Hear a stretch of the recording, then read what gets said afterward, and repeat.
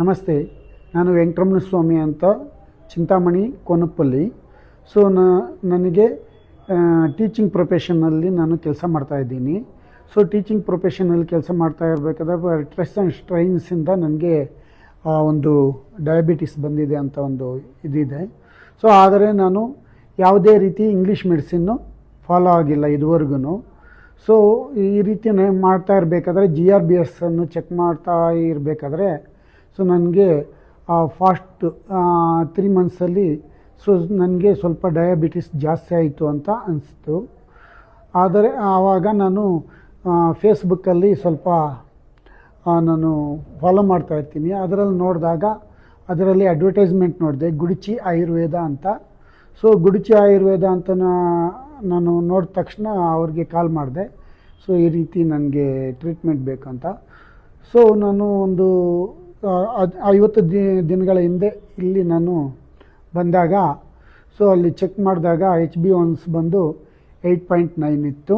ಮತ್ತು GRBS ಬಂದು so before food 161 ಮತ್ತು ಆಫ್ಟರ್ ಫುಡ್ಡು 314 ಇತ್ತು.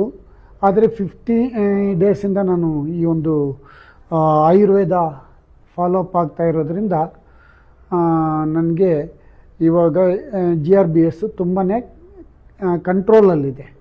ಸೊ ಅದು ಬಿಫೋರ್ ಫುಡ್ಡು 100ರ ಒಳಗಡೆ ಇದೆ, ಆಫ್ಟರ್ ಫುಡ್ಡು 135 140 ಒಳಗಡೆ ನನಗೆ ಕಾಣಿಸ್ತಾ ಇದೆ.